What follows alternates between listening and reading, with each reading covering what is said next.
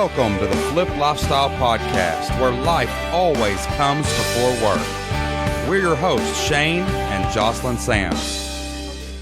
We're a real family that figured out how to make our entire living online. And now, we help other families do the same. Are you ready to flip your life? All right, let's get started. What's going on, everybody? Welcome back to the Flipped Lifestyle Podcast. I'm super excited, as always, to be with you again this week to help another member of the Flipped Lifestyle community take their online business to the next level. And I love it when I get to hang out with people who've been to our live events, been to our seminars, and I've got to meet in person. Our guest today is Tina Rains. Hey, Tina, how are you? Good. How are you, Shane? It's exciting to be here with you. I'm living the entrepreneur life today. I got up, I made my coffee, and I've got 2 kids home from school. I'm juggling that self-employed, location independent, work at home lifestyle right now. But my kids are older now, so when they stay home, it's a little bit easier. But both of them got sick last night. You know what I mean? It's like one has an earache, one wasn't feeling good. So I was like, you know what? I got stuff to do. Y'all just sleep in. We did that. I hear you.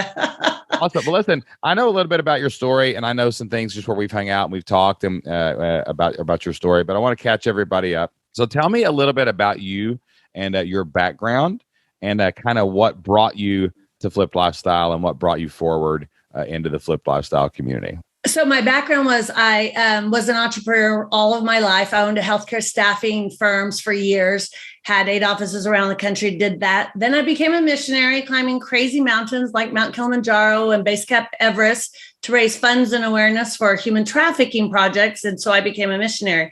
So when I left that, I felt like God was calling me to do a business, well, actually a ministry where I could help women, because I saw all over the world that women were hurting. And so we created this Masterpiece Women's Ministry. We do monthly luncheons, we do annual retreats, and I'm also a certified John Maxwell coach and speaker. And so I love speaking and pouring into people. And so we went to the live event to just grow. Like that was our heartbeat.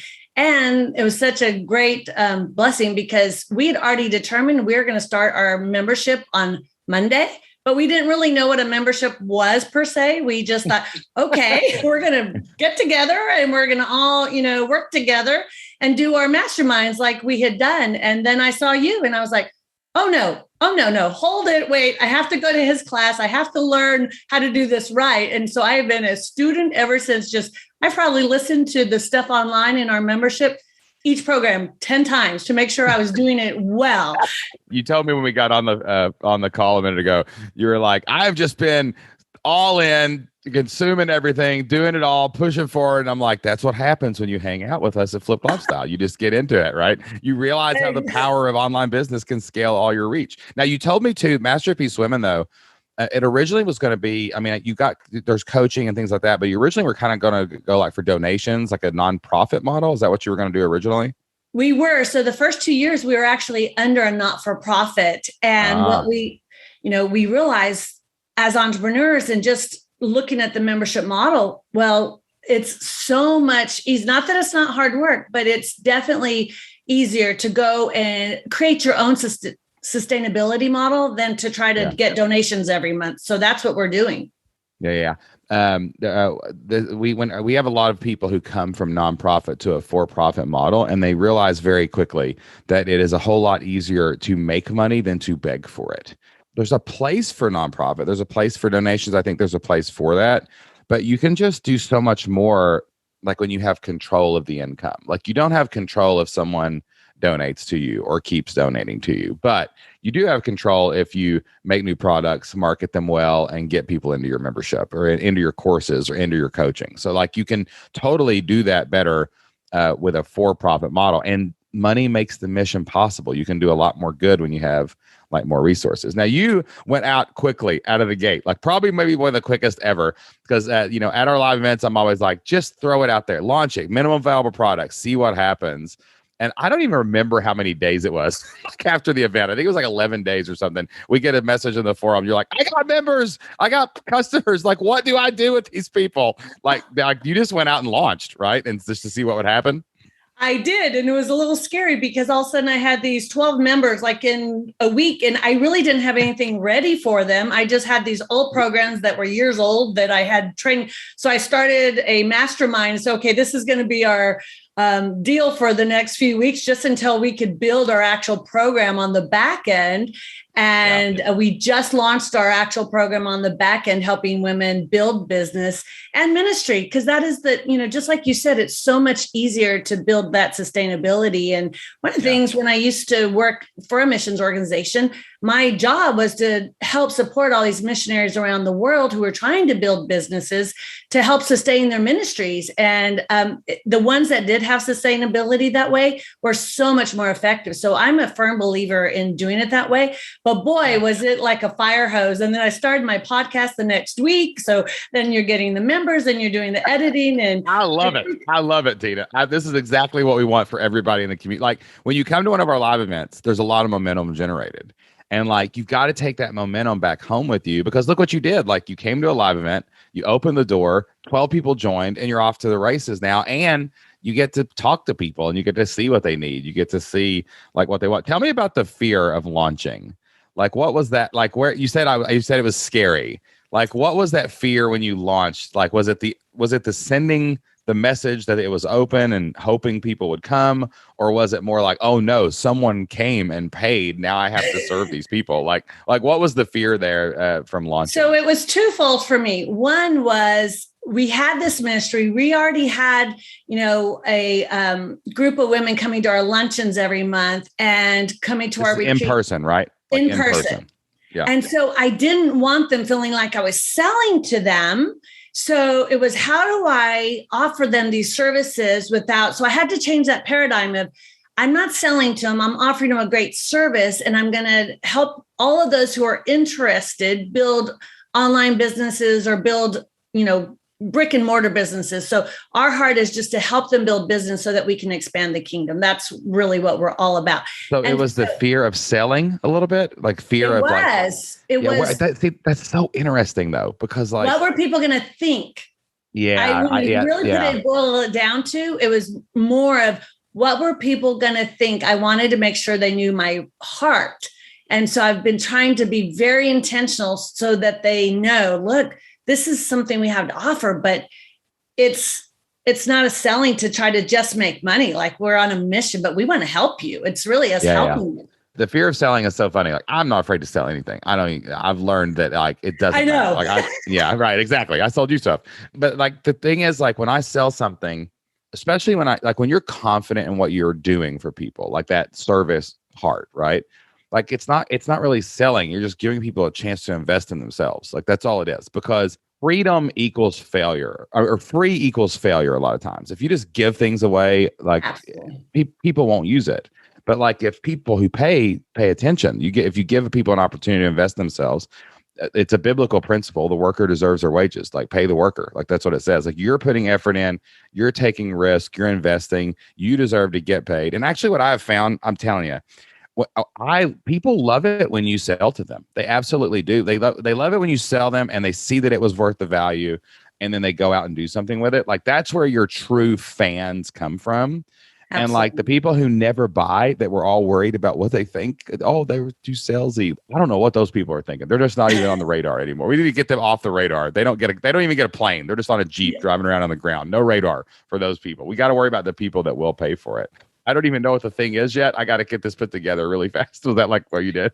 It was. I put it out there and I tossed those old programs in there, and immediately we had, these women that signed. Many of them were for the annual subscription. So I was like, all right, I have to really provide the service that I'm promising them.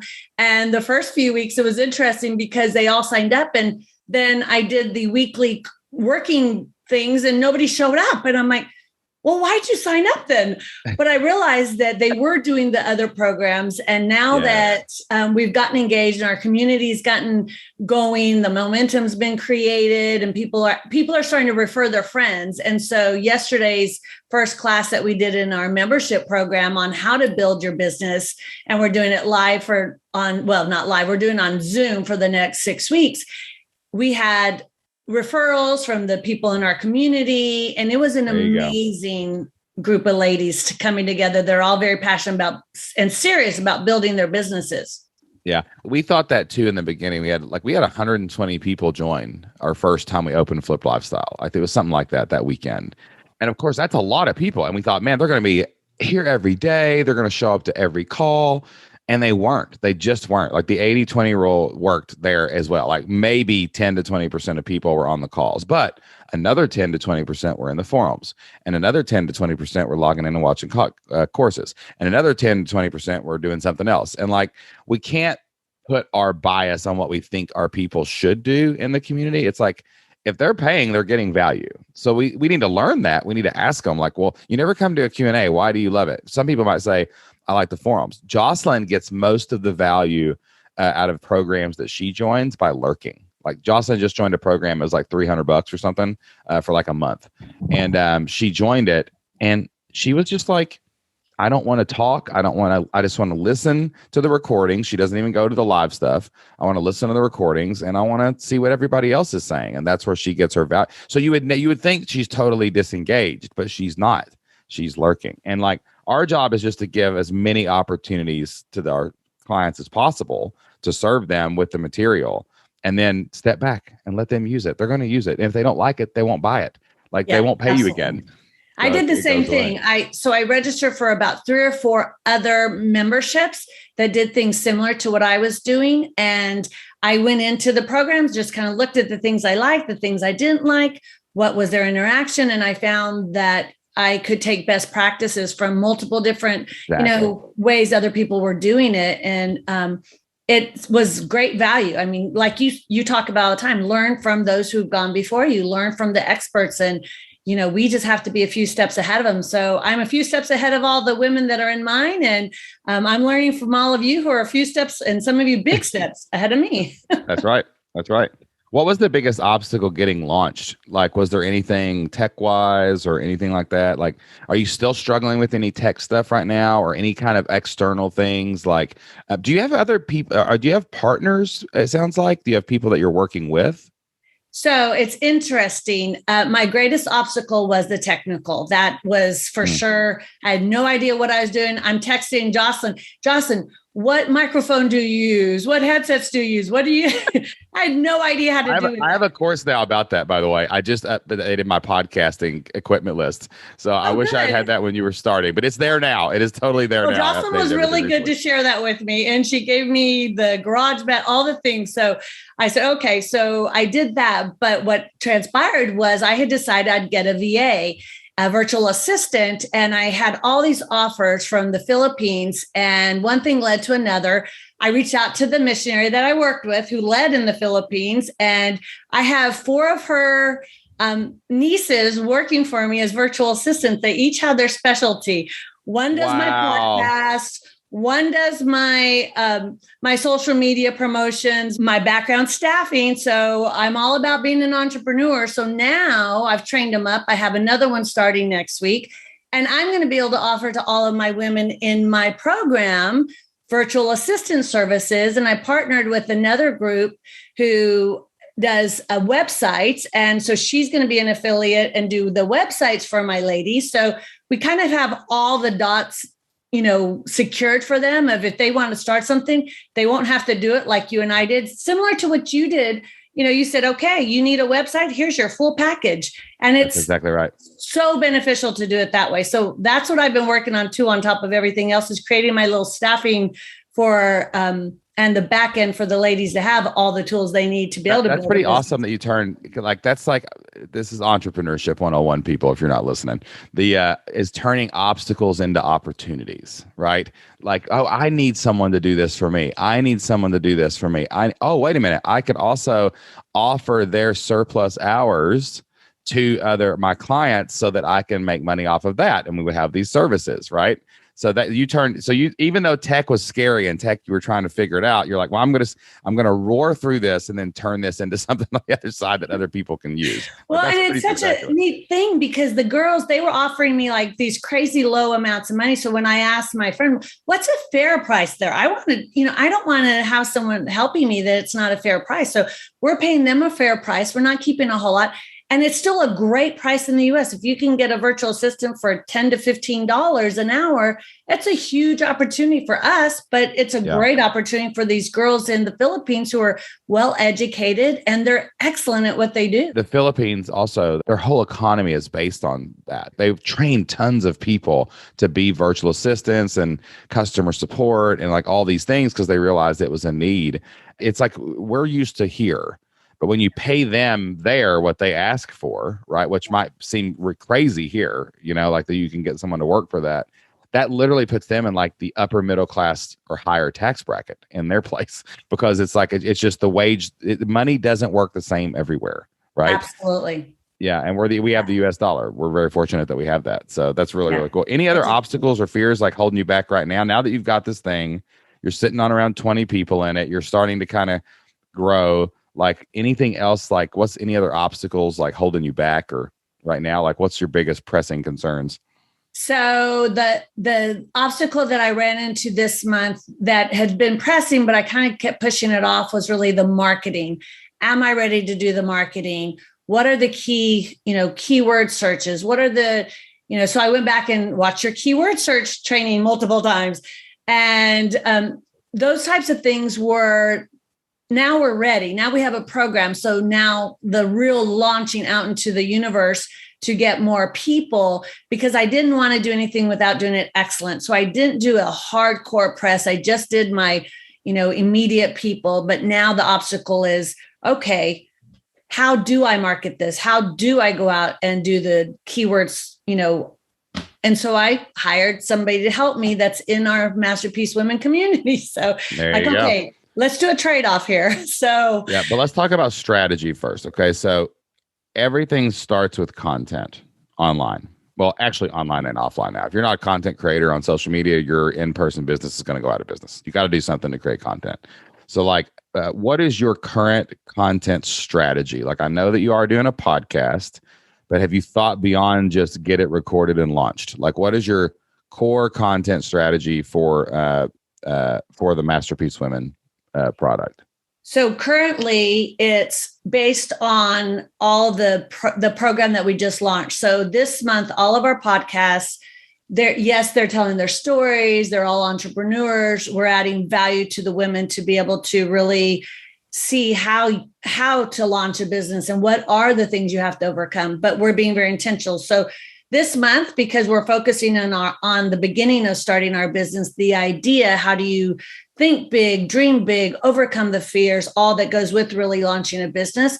Every person this month, they'll be asked those questions as well. Like, how did you overcome your fears? How did you come up with your idea? How did you find your calling? All those things. And so we're basing our strategy for our podcast every month based on the content that we're going through in our program so that it collaborates. And so that's like our next 3 months of content. And then of course we have a retreat coming. So we have some physical things going on as well but that doesn't scale as good. Incorporate. Yeah. So this is something that a lot of people make. It's not a mistake. I don't want to say it's a mistake. That's the wrong word. I want to say it's a fixation, right? Like it's people when they get their product launched, because we're a product first, we teach everybody, get your product out there as fast as possible. That's the only way to know if it'll sell.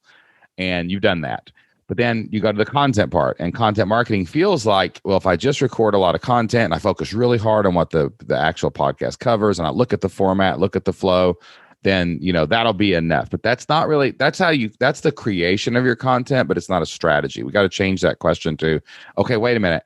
How do we get people to listen to this thing we've created? Like, that's the only thing that really matters. Like my podcast, like literally, like, I don't know if you're watching this on the YouTube video, I'm showing Tina, this is the plan for our podcast today. It is a piece of paper that I randomly wrote on before we started, right? And I created a little outline that I always could take people through. And that's it. Like, I don't put too much thought into the actual podcast itself because podcasting is conversational, right? We're going to have Absolutely. This. So you're making great content. I know you're a person of excellence. Like, you're going to make great content, but they have to get people to listen to it. That's the main thing. So there's a couple ways you guys can probably do that right now. Like, one is a big one for us is guesting. It's not enough to just say, I'm going to record 12 episodes and launch them. You need to get in front of other people's audiences somehow. right? Now, that can be networking with people you know that have podcasts. That can be reaching out to other podcasts, like I would look up like women in a business, right? Like look up podcasts, write down the top 100 of those, and have one of your VAs reach out with a form letter that says, "Hey, I'm Tina. I'd love to maybe I invite them on your podcast first, right, to tell their story, and then ask them if you can be on theirs like later in return." Right? That's a good strategy, right? So That's a imagine if you great went, strategy. yeah, imagine if you went on 50 podcasts next year. That's one a week. I will share with you, Shane, because I am your student and in your membership, you do such a great job. I've had people from Proverbs 31 Women. Hello. I have literally had 27. Well, I think I have 27 episodes so far. Some I'm doing a Bible study, but all of the women, like I had women leadership women or women leadership, the CEO of that. These are people coming on your show? They're coming on my show. Every single person that I've had on my show, just about, one is the number one Christian TV program in Canada. And so you've been Dream 100ing is what you've been doing. You've heard me talk about this. I listened. You're a good teacher. So I listened to what you taught. And a lot of them, honestly, I already knew. Like one of them, Dr. Julie Slattery, she has a big ministry, well known all over the world. I spoke at her conferences before. So she had spoken at mine. I'd spoken at hers. There's nothing wrong with you put in the work ahead of time. I just started randomly emailing people and had, my VA as well do that for me. And they said yes, right? They said yes. And now I got on theirs. So let's do this. Let's be even more strategic. You have a podcast. So as you're looking through people, don't just go after, like I learned this the hard way. You don't just go after people that have an audience or like, for example, let's say someone sold 1 million books. Well, okay, that's not going to help you unless they feature you in their next book, right? Like you want more people to listen to your podcast first. So really look and say, do these people have a podcast? That's how you strategically dial this in now. Like look for people to relationship with that have podcasts. And a mentor of mine, his name is Aaron Walker. He always says, because people are like, oh, I'm just reaching out so they'll help me. No, you're not. You're reaching out first to help them. Second, you're trying to build enough reciprocity where some of them will ask you, right? You're not going to force yourself onto their show. You're being intentional with great intentions. That's who's successful. People who are intentional with great intentions. It's definitely mutual benefit is what you're looking for. How can you help them, right? But like try to dial in your guesting opportunities to the ones that actually have a podcast. Now, if you had a YouTube channel, I would say look for people with a YouTube channel. If you were a blogger, and I would say feature people who have blogs, because then you can kind of trade the content each of your audiences likes, to do that. So that's one strategy. Are you doing any paid ads or anything right now? So I just started. One of my friends that we're doing a little trade, she's just helping me, is just now going to help me do some of the Google ads because she shared with me, she's like, Tina, you can spend a lot of money and get nowhere if you don't do the right things. And so I said, okay, well, can you help me with this? So she's going to help me launch those. But I other than a few like Facebook ads here and there, specifically to our local events, I haven't done a lot of advertising. We're doing something that's working really. Okay. So I got some advice the other day to stop measuring ROI on certain ads. Like, don't worry about return on investment. Impressions are everything. Attention is everything, especially when you're growing your business. And this is a budget thing. It's going to look different for everybody, but we're taking a certain percentage of our budget, and our budgets are probably bigger than most people's, but we're taking a percentage where we're not worried about how much the amount is. We're saying like, we are going to spend 10% of X revenue, whatever, on getting impressions. And for us, we want people to listen to our podcast. I don't care if you follow me on social media. I don't care if you do anything else. The first thing I want you to do is listen to this podcast or the Shane Sam Show, my other podcast, right? So we are getting really inexpensive clicks from Twitter and Facebook right now to our podcast. And what we're doing is, so Facebook's weird because Facebook, you have to send them to your website, right? Like you've got to basically, because you have to put it on your website and it's got to see that. You can't just send them anywhere. But like Twitter, you can send them anywhere. So I interviewed Priscilla Shire on the Shane Sam Show the other day. and it's why it became it's the most downloaded episode of the podcast so far. So we took that and we basically built. You can't target Christian women, but we targeted women of a certain age group with certain characteristics that we felt like that would be the family values, Priscilla Shirer type audience on Facebook. And what we did was we put a link to shanesams.com, and it went there and it landed on Priscilla's episode. But on Priscilla's episode, we had the whole page was designed to do a couple things. One, get you to Apple or Spotify. So we have very like the video that you look there is only a shortened version of the podcast. It's not the whole podcast. And it says to listen to the full episode, get it on Apple or Spotify. So really simple. It's a click from an ad to a page that has a link to Apple and Spotify with a shortened version of the show. So like a 3-minute highlight trailer, basically. Okay. And then in Kajabi, when you go to the back button, you can set up an exit pop-up ad. So if they try to go up to the back button, it automatically has a pop-up. And it says, hey, did you remember to go to Apple and Spotify? And we've got the links there to click it. I need to figure out how to do that. It's so simple. Like it's so simple. You use Kajabi. Do you use Kajabi? Yeah, I do. Okay. So it's every page has a little option on it for a pop-up. And you check a box and it pops up and you can edit it. Super simple, right? Okay. So basically the whole funnel there is, let's say you have an ad on Twitter. Twitter is amazing. One, because Elon Musk is trying to buy it. I don't know if you saw that on Twitter the other day, but Twitter is amazing because you can link to anything. So we actually have, and you can target people. So like Priscilla Shirer has a ton of followers on Twitter. So we have an ad going at Priscilla Shirer's followers on Twitter, and it's a link that basically goes to whatever we want. So we have one going to our website, one going to Apple, and one going to Spotify, just in case you listen on those. So you just start an ad on Twitter. It goes to like a page on your site, and the page has links to Apple and Spotify. Those are the two we chose because those are the two top things. So the whole funnel is 3 steps. It's really easy. And I think we're getting like clicks for like 20 cents, 25 cents, right? Nice. That's the only one I'm not on is Twitter. Because I thought, well, our demographics, 35 to 55 Christian women. Use Instagram. It's the same thing. Yeah, we are right? on Instagram. Yeah. I'm not saying use Twitter. I'm just saying that's one we're using. You see what I'm saying? Gotcha. But our audience is women too. I mean, we have I think almost 70% of our entire membership is female. Oh, wow. That's great. It's I think because it's a family brand. I mean, and Jocelyn, of course, is very prominent in it, and stuff like that. And but that's what we're doing right now. We're spending our ad money on getting people to the podcast. Now, the next thing you have to do is you've got to set up your podcast to grow your email list. Okay, so here's how we're doing that.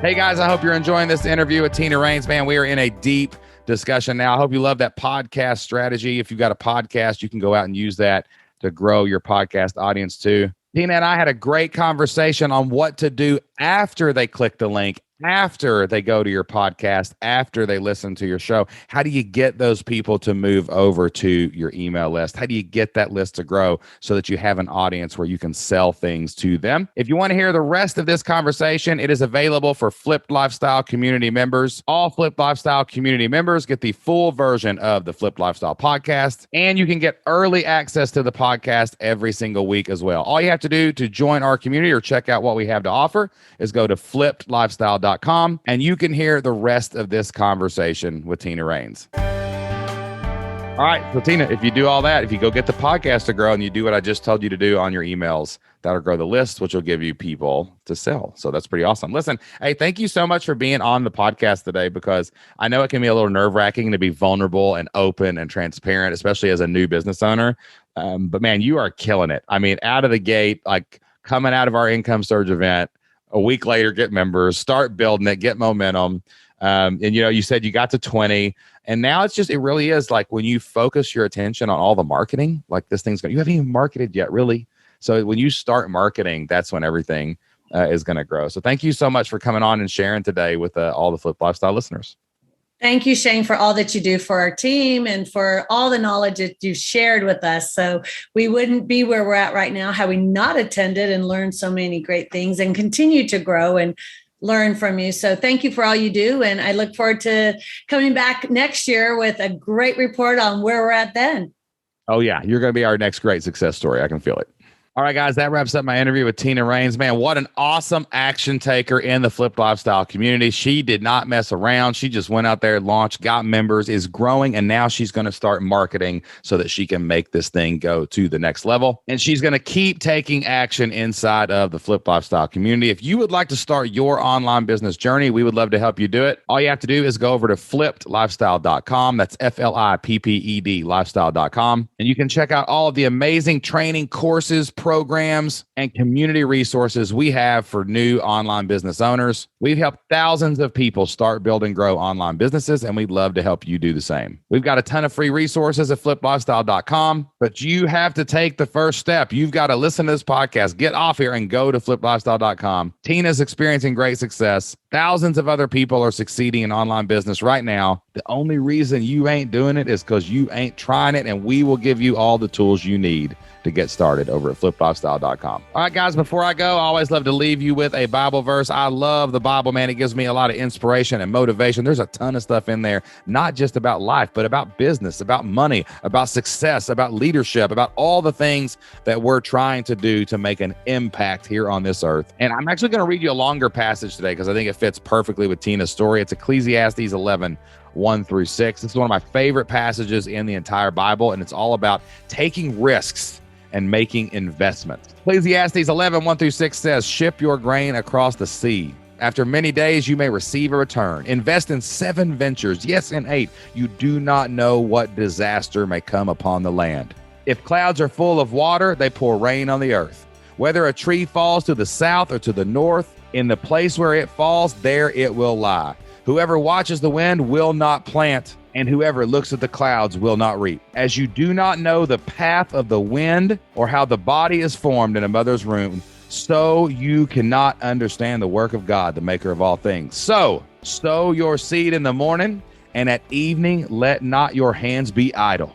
for you do not know which opportunity will succeed, whether this or that, or whether both will do equally well. Some of you have been watching the weather for years of your life. You've been listening to this podcast for years and years and years. You've heard hundreds of people come through here and talk about their success stories, but you're watching the clouds. You're waiting for rain. You're trying to figure out the right time. You're waiting for something, but the problem is you are not planting seeds. You are letting your hands be idle, and that is why you don't have a successful online business. That's why you've not created the income that can change your family's future and leave an inheritance to your children's children. So just like Tina said, hey, I came to this live event. I heard Shane talk. I'm launching next week, and she got members, and now she's growing an amazing business. You've got to do the same thing. You got to get off the fence. You got to stop sitting in your seat. You've got to get up and go to flippedlifestyle.com.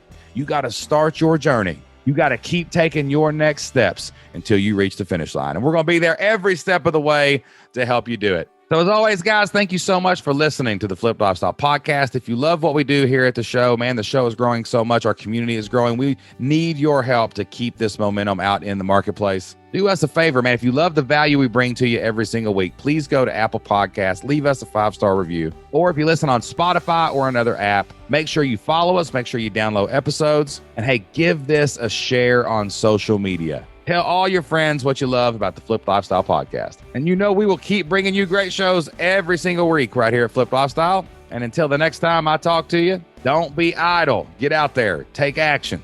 Do whatever it takes to flip your life. We'll see you then. Bye.